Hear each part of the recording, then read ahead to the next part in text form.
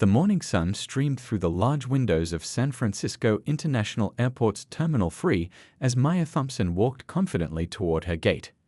At just 38, she had built Renovatech Solutions from a small startup in her garage into a multi-billion-dollar company that was revolutionizing renewable energy storage. But today, she wasn't thinking about business deals or board meetings.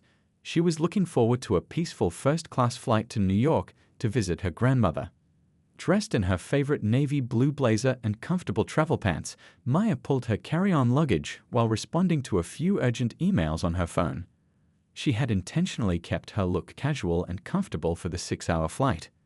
No flashy jewelry or designer logos, just her usual simple gold necklace, a gift from her grandmother when she got her first investment funding. The first-class boarding line was short, as usual. Maya had flown this route at least twice a month for the past 5 years.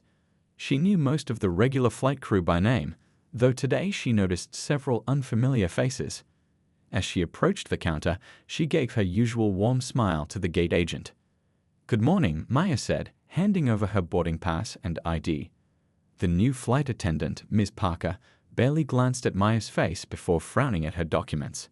She looked at the first-class ticket, then at Maya, then back at the ticket again. Her brow furrowed as if she was trying to solve a particularly complex puzzle. "Is there something wrong?" Maya asked, maintaining her professional demeanor despite the familiar sinking feeling in her stomach. She'd been here before. "This is the first-class boarding line," Ms. Parker said slowly, as if explaining something to a child. Her voice carried just loud enough for nearby passengers to hear.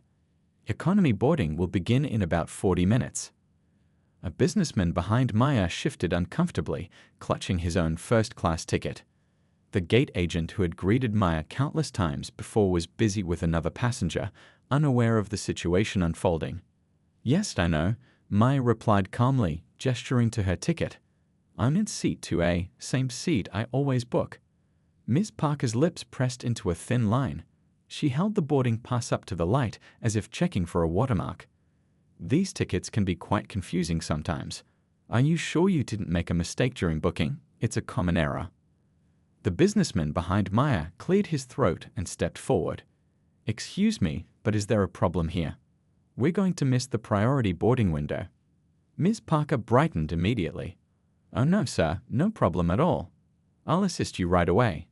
"Ma'am," she turned back to Maya with a practiced customer service smile that didn't reach her eyes, "I'll need to verify this ticket with my supervisor. Please step aside." Maya felt her phone buzz in her pocket, probably her team with updates about their latest project launch. But right now, she had a more immediate situation to handle. She had built her success on knowing when to stand firm and when to adapt. This was definitely a moment for standing firm. Other first-class passengers started to line up behind them, creating a small crowd. Some were obviously uncomfortable with the situation, while others seemed annoyingly eager to watch the drama unfold. A few had already pulled out their phones, though they were pretending to check messages. "I've been a platinum member with this airline for 5 years," Maya said, her voice clear and steady. "I fly this exact route twice a month. You can check my travel history." Ms. Parker's face flushed slightly, but she stood her ground. "Policy requires me to verify any suspicious tickets. If you're actually a first-class passenger, you shouldn't have a problem with that, should you?" The way she emphasized actually made Maya's jaw tighten, but years of dealing with skeptical investors and dismissive executives had taught her to maintain her composure. She knew exactly what was happening here. It was just another Tuesday in the life of a successful black woman in America. The growing tension at the gate was palpable. A younger flight attendant nearby was starting to look concerned, glancing between Maya and Ms. Parker with increasing frequency. The businessman who had spoken up earlier was now on his phone, apparently very interested in his screen while obviously listening to every word. Maya could feel the familiar battle in her mind, the desire to avoid conflict wrestling with the responsibility to stand up against discrimination. She thought about all the other people who might face the same treatment but wouldn't have the resources or position to challenge it. She thought about her grandmother, who had faced far worse with unwavering dignity, and who had taught her that sometimes making people uncomfortable was necessary for change. She reached for her phone, not to call her team or check her emails, but to make a very different kind of business call. Sometimes the most powerful response to prejudice isn't anger or argument, it's simply showing people exactly who they're underestimating. After what felt like an eternity at the gate, Maya finally made it onto the plane, though the tension followed her like a shadow. She could feel Ms. Parker's eyes burning into her back as she walked down the first-class aisle. The other passengers who had witnessed the scene at the gate were oddly quiet, creating an uncomfortable bubble of silence in the usually chatty first-class cabin. Maya found her seat, 2A, just like always. She had chosen this seat countless times for its perfect combination of privacy and window view. As she stored her carry-on in the overhead compartment, she noticed a few other passengers shooting glances her way. Some looked sympathetic, others curious, and a few seemed determined to look anywhere but at her. Just as Maya settled into her seat and pulled out her tablet to review some work documents, Ms. Parker appeared beside her row. The flight attendant's customer service smile was still firmly in place, but there was something different in her eyes now. A mix of determination and what looked suspiciously like satisfaction. "Excuse me," Ms. Parker said, loud enough for the entire first-class cabin to hear. "There seems to be another issue with your seating assignment." She held up a clipboard, wielding it like some sort of shield. "Our system is showing some irregularities." Maya took a deep breath, remembering her grandmother's words. "Sometimes patience is your greatest power." She looked directly at Ms. Parker. "What kind of irregularities?" "Well," Ms. Parker's voice took on a condescending tone, "these premium seats are typically reserved for our regular first-class passengers. We want to ensure everyone is in their proper place for optimal flight safety." A few rows back, someone scoffed audibly.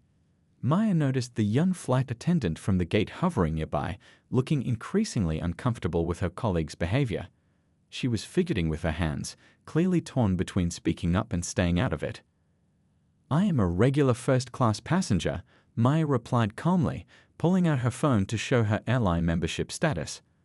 "As I mentioned at the gate, I'm a platinum member and have been flying this route twice a month for years." Ms. Parker barely glanced at the phone screen. "Anyone can download the app and show a membership page." "I'll need to see additional verification." She started flipping through her clipboard pages with exaggerated thoroughness. "Perhaps there's been a mix-up with the ticketing system." By now, other passengers were openly watching the interaction. An elderly gentleman across the aisle had removed his headphones, his newspaper forgotten in his lap.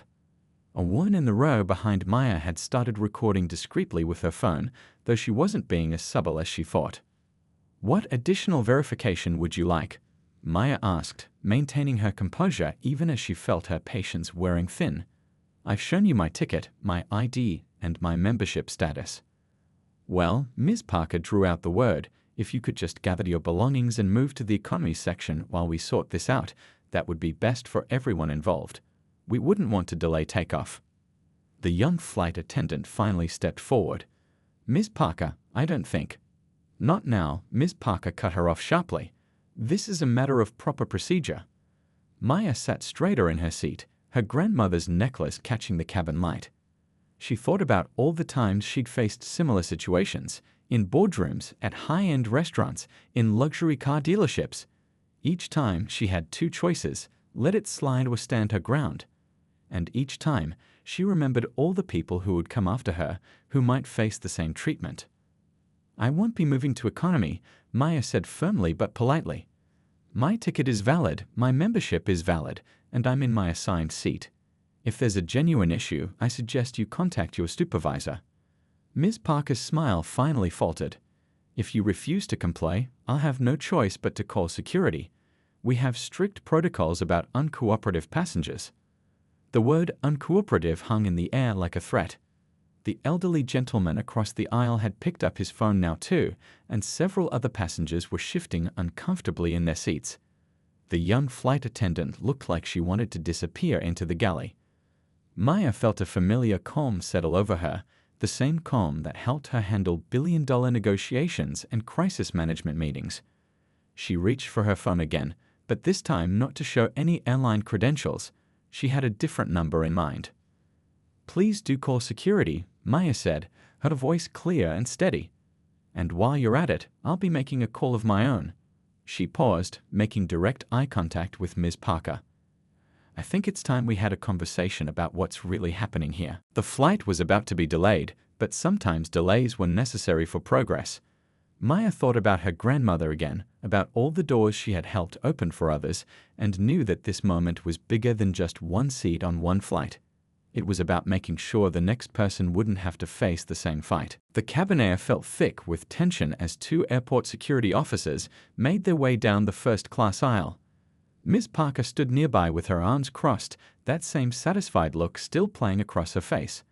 The younger flight attendant had retreated to the galley, but Maya could see her watching everything unfold with worried eyes. "Ma'am," the first officer said, approaching Maya's seat. He was a tall man with grained temples and tired eyes that had probably seen too many unnecessary confrontations. "We received a report about an uncooperative passenger." Maya noticed he phrased it as a question rather than a statement. That was something, at least. "Yes," Ms. Parker jumped in before Maya could speak. "This passenger is refusing to move to her proper seating assignment in economy. She's becoming disruptive and delaying our departure." The second security officer, a younger woman with short brown hair, glanced at the phone recordings happening around them. Several passengers had their devices out now, not even trying to be discreet anymore. The elderly gentleman across the aisle cleared his throat. "That's not exactly what happened," he said, his voice carrying the weight of authority that came with age. "I've been watching this whole situation unfold, and this young lady has been nothing but polite while being harassed about her valid first-class ticket." Ms. Parker's face flushed red. "Sir, with all due respect, you don't understand the security protocols we need to follow." "I think I understand perfectly well what's happening here," the elderly man interrupted, his eyes sharp and clear. "I've been flying first class for 40 years, and I've never seen anyone's ticket verified quite so thoroughly." The female security officer turned to Maya. "Ma'am, could you please show me your ticket and ID?" Maya calmly pulled out her documents again, along with her phone displaying her platinum member status. The officer reviewed everything carefully, her expression professional, but her eyes showing a growing understanding of the situation. "Everything appears to be in order," she said, looking directly at Ms. Parker. "The passenger's documentation is valid, and this is her assigned seat." But Ms. Parker wasn't ready to back down. "We have additional verification procedures for suspicious circumstances. It's about maintaining the quality standards our first-class passengers expect." A soft murmur of disapproval rippled through the cabin. The woman behind Maya, who had been recording, spoke up. "The only thing suspicious here is why this passenger keeps being singled out when she's shown every possible form of verification." Maya felt a wave of gratitude for these strangers speaking up, but she knew it wasn't over yet. Ms. Parker's face had taken on a stubborn set that suggested she was preparing for her next move. The male security officer looked increasingly uncomfortable with the situation, while his partner was watching Ms. Parker with growing suspicion. "If you can't provide a valid reason for this passenger to move," the female officer said firmly, "then we have no grounds to remove her from her assigned seat." "She's being disruptive," Ms. Parker insisted, her voice rising slightly. "She's causing a delay and making other passengers uncomfortable." "The only person making anyone uncomfortable here is you," the elderly gentleman said bluntly. Maya had remained quiet during this exchange, her hand resting on her phone. She had been recording everything since the security officers arrived, not to share on social media or cause a scandal, but because documentation was often the best protection against injustice. Now, she decided, it was time to make that call. "Officers," Maya said calmly, "I appreciate your professional handling of the situation. However, I think it's time we involve someone who can resolve this definitively." She picked up her phone, her finger hovering over a particular contact. "Ms. Parker, would you like to explain your concerns to the airline CEO directly? He's actually expecting my call about a board meeting next week, but I'm sure he'd be interested in hearing about this situation." The color drained from Ms. Parker's face so quickly that the female security officer took a step closer, probably worried she might faint. The young flight attendant in the galley had her hand over her mouth, eyes wide with realization. Maya wasn't trying to throw around her connections or power. She had worked too hard and faced too many obstacles to use her position carelessly. But sometimes, when facing discrimination, the most powerful response was simply to reveal exactly who you were, not with anger or revenge, but with the quiet confidence that came from knowing your worth. She pressed the call button, putting her phone on speaker. As it began to ring, the cabin fell into complete silence, every eye fixed on the scene unfolding before them. This wasn't just about a seat anymore. It was about dignity, respect, and the quiet courage it takes to stand up to injustice, one moment at a time. The phone's ringtone echoed through the hushed first-class cabin. One ring. Two rings. Miss Parker's hands were clasped so tightly together that her knuckles had turned white. The security officers remained in place, watching the situation unfold with professional interest. Maya, a warm voice boomed through the speaker. I wasn't expecting to hear from you until next week's board meeting. How are you? Hello, Mr. Richardson, Maya replied calmly. I apologize for calling unexpectedly, but I'm currently on Flight 2847 to New York, and we have a situation that I believe needs your attention. There was a slight pause. Flight 2847? That's your usual Tuesday morning flight, isn't it? What seems to be the problem? Ms. Parker's face had lost what little color remained. The young flight attendant in the galley had stepped forward, perhaps finally finding her courage in this moment of truth. Well, Maya continued, her voice steady, one of your flight attendants, Ms. Parker, seems to believe there's an issue with my first-class ticket. She's called security to remove me from my seat, despite seeing my platinum membership status and regular flight history. The silence that followed was deafening.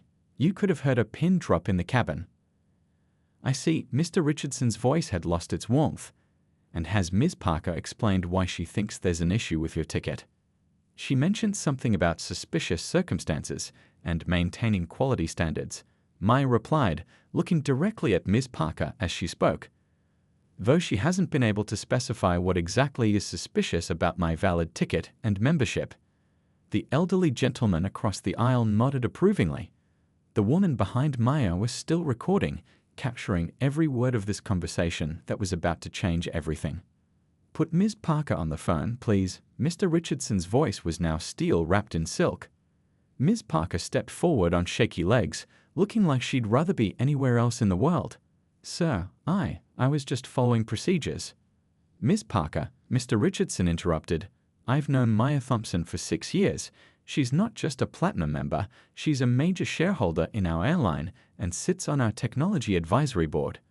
Her company's innovative fuel efficiency software saved us millions last year alone.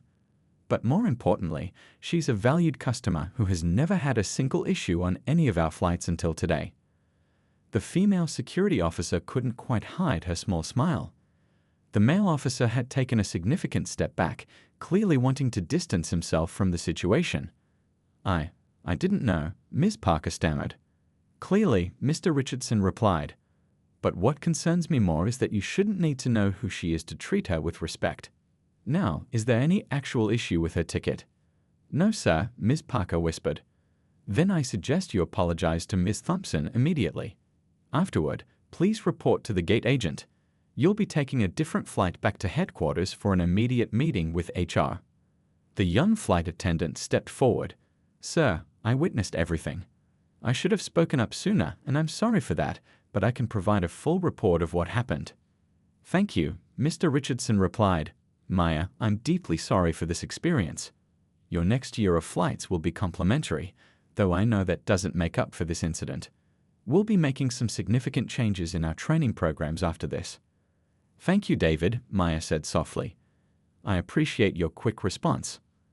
As the call ended, the cabin remained silent. Ms. Parker stood frozen, her clipboard hanging limply at her side. The other passengers were watching, waiting to see how this would end. Maya looked up at Ms. Parker, not with triumph or anger, but with a calm dignity that spoke volumes. I believe you owe me an apology. Ms. Parker's voice trembled. I'm very sorry, Ms. Thompson. My behavior was completely unacceptable. As Ms. Parker turned to leave the aircraft, Maya caught her arm gently.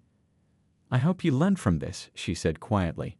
Not because I'm a board member or a shareholder, but because every person who walks onto this plane deserves to be treated with respect, regardless of who they are or what they look like." The other passengers began to applaud softly as Ms. Parker left. The young flight attendant stepped forward to take over her duties, apologizing profusely to everyone for the delay. The security officers nodded respectfully to Maya before leaving. As the plane finally prepared for takeoff, Maya looked out her window, touching her grandmother's necklace. She hadn't wanted to use her position this way, but sometimes the best way to create change was to shine a light on injustice when it happened. She pulled out her tablet, opening a new document.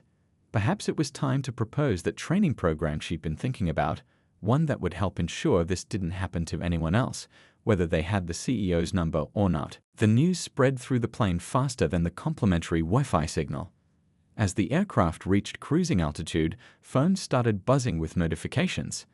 The videos taken by other passengers had already begun their journey across social media, and the story was catching fire. Maya noticed the changing atmosphere in the cabin.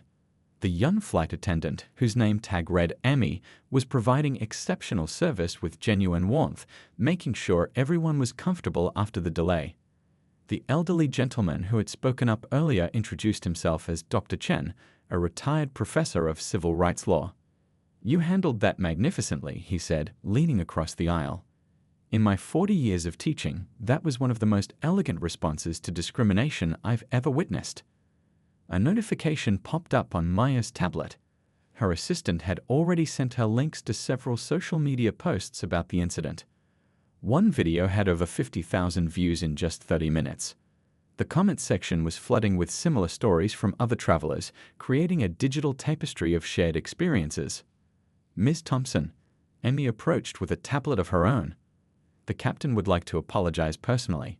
He's also asked if you'd be willing to speak with our corporate office when we land. They're calling an emergency board meeting about updating our training protocols." Maya nodded, thinking about how one moment of standing up for yourself could create ripples of change. Her phone buzzed with a text from her grandmother. "Saw the video. Proud of you, baby girl. You stood tall with grace, just like we talked about." The woman who had been recording earlier leaned forward. "I hope you don't mind, but I shared the video. I'm a high school teacher, and I think my students need to see that there's a way to fight injustice with dignity."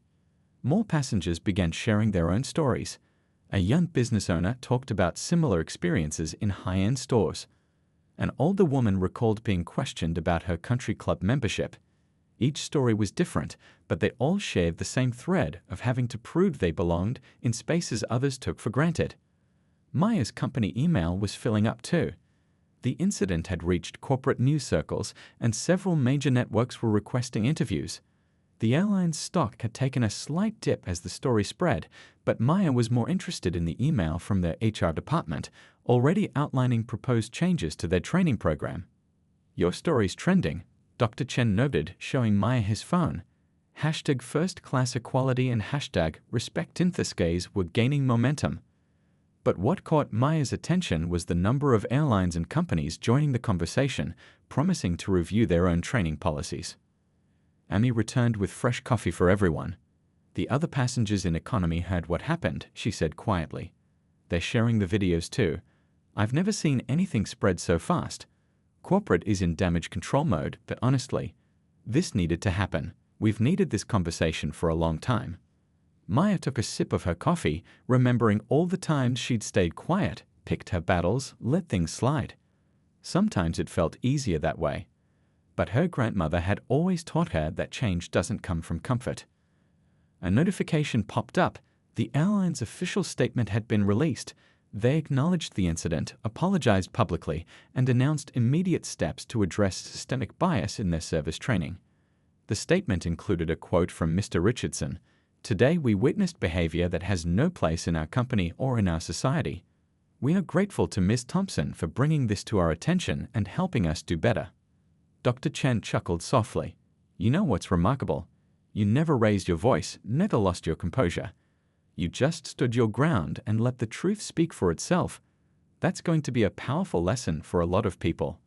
Maya opened her laptop, creating a new folder titled Training Initiative. She had already received emails from 3 other airlines wanting to collaborate on industry-wide changes. Sometimes the most powerful moments of change came from simply refusing to move when injustice told you to. The young business owner spoke up again. "My daughter wants to be an entrepreneur like you. Would you mind if I took a photo to show her? She needs to see that success doesn't mean you have to accept disrespect." As Maya smiled for the photo, she noticed Amy discreetly wiping away a tear. "Sorry," the flight attendant said with a small laugh. "It's just, I've seen things like this before and always felt helpless to stop them. But today, watching you handle it that way, it showed me there's always a way to stand up for what's right." The plane continued its journey east, but something bigger was taking flight. A conversation about respect, dignity, and the quiet courage it takes to create change. Maya's phone kept buzzing with notifications, but she turned it face down. Right now, she wanted to focus on writing down her thoughts for that training program. Because sometimes the most important impact isn't in the viral moment, but in the changes that follow. The airport felt like a pressure cooker of emotions as she stood there, her carefully pressed suit now a wrinkled testament to the chaos that had just unfolded. Around her, travelers moved in a blur, some stealing glances, others pretending not to notice. But she was done being invisible. Her phone buzzed, first a text from her team, then a flood of messages from friends, colleagues, and supporters. The tech world she'd conquered was now her greatest ally. Within hours, the incident wasn't just her story anymore, it was becoming a movement. She remembered her grandmother's words, spoken softly during difficult times. "Your voice is your power." Those words echoed in her mind as she began to piece together her response. This wasn't about revenge, this was about making things right. The first call went to her legal team. They were sharp, meticulous, and understood exactly what was at stake. "We need documentation," her lead attorney said. "Every single detail matters." So they began collecting everything: her ticket, boarding pass, security footage, witness statements. Each piece was a puzzle that would tell the complete truth. Social media began to buzz. Screenshots, posts, and shared experiences started flooding in. People from all walks of life, pilots, frequent travelers, everyday people, began sharing similar stories. What had seemed like an isolated incident was revealing itself as a much larger problem. News stations started calling. At first, she was hesitant. Sharing her story meant exposing herself to potential backlash. But then she thought about the young professionals watching, the children who needed to see someone standing up against unfairness. Her hesitation melted away. Her first interview was carefully chosen. She picked a network known for balanced reporting, with journalists who understood the nuance of such experiences. As she sat in the studio, lights blazing, she spoke clearly and calmly. No anger, no aggression, just pure, honest truth. "This isn't about me," she explained, her voice steady. "This is about creating real change. It's about ensuring that no one else has to go through what I experienced." The footage went viral faster than anyone expected. Her composure, her articulate explanation, her determination, it resonated with millions. People who had never spoken about their own experiences suddenly found the courage to share. Her tech company became a beacon of support. They implemented new diversity programs, not just as a response to the incident, but as a genuine commitment to change. Training sessions were redesigned, recruitment processes scrutinized, and a transparent reporting system was established. The airline's initial response was defensive. PR statements, carefully worded messages that said nothing. But public pressure was mounting. Employees within the company began speaking out. Some shared internal emails, others came forward with their own experiences of workplace discrimination. What started as a single incident was transforming into a national conversation about respect, equality, and professional conduct. Her legal team was preparing a lawsuit, but she knew the real victory wasn't monetary, it was systemic change. Community leaders, civil rights organizations, and workplace equality groups reached out. They saw her not as a victim, but as a catalyst for meaningful transformation. Speaking engagements were lined up, panels were organized, and her experience became a case study in corporate responsibility. Her family was her rock through everything. Late-night strategy sessions, emotional support, practical advice. They were there every step of the way. Her parents, who had worked twice as hard to give her opportunities, watched with a mix of pride and protective concern. The tech conferences she was heading to, they became platforms for discussing workplace inclusivity. Her keynote speeches were no longer just about technology and innovation, but about creating spaces where everyone, regardless of their background, could thrive. Months passed. The initial media storm settled, but the impact remained. Airlines began reviewing their policies. Corporate training programs were overhauled. And most importantly, conversations about workplace discrimination became more open and more honest. She hadn't sought to become an icon. She had simply refused to be silent. And in that refusal, she had sparked a movement larger than herself, a reminder that one person's courage could illuminate the path for countless others. Her grandmother would have been proud, not just of the changes she'd inspired, but of how she'd done it, with grace, intelligence, and an unshakable commitment to human dignity. The courtroom felt different that morning. It wasn't just another legal proceeding, it was a moment of reckoning. Sunlight streamed through the high windows, casting long shadows across the polished floor. She sat quietly, her presence calm but powerful.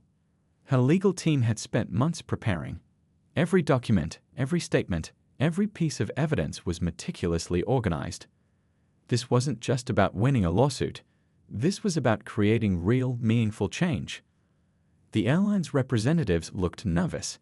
Their expensive suits and carefully prepared statements couldn't hide the weight of what was happening. The world was watching, and they knew it. As the proceedings began, her lawyer presented a compelling case.